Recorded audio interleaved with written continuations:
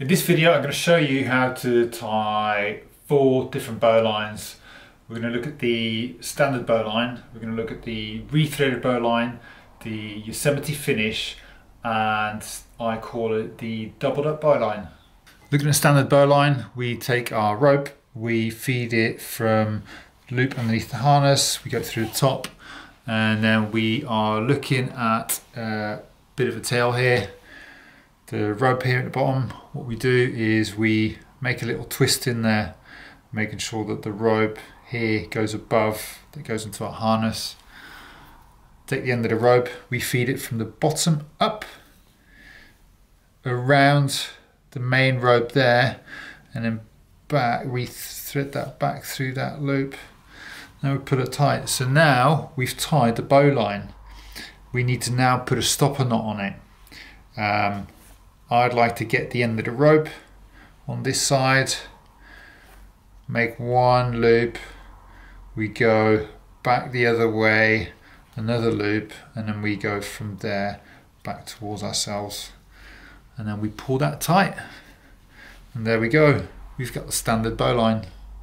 Now I'm going to show you the rethreaded bowline. So for that we're going to need an extra little bit of rope. So as before, feed it from under and go over the top. Going to take an extra little bit of rope, same again as the standard bowline. We create this little loop, we go from under, and then we go over around the main line through this hole, pull that nice and tight, and then we have to follow this side back through the harness the other way and try and make it as parallel as we possibly can, and then we feed it following this bit all the way around here, and then back through the top parallel with the main line. There we go. So that is rethreaded. Now we, as before, tie a stopper knot. I know some people don't tie stopper knots. I prefer to tie them. And there we go. We've got a rethreaded bowline with a stopper. I'm going to show you the bowline with a Yosemite finish. So we get the end of the rope, feed it through the harness from underneath to the top. There we go. Now we do the standard bowline. There we go. Rope goes through here, around the main line, into here. And then we pull this tight. Now what we do here is we make sure that this rope, the end, comes around this way. Right, it's really important that it comes around this way, and then we follow this line there. So that is the Yosemite finish.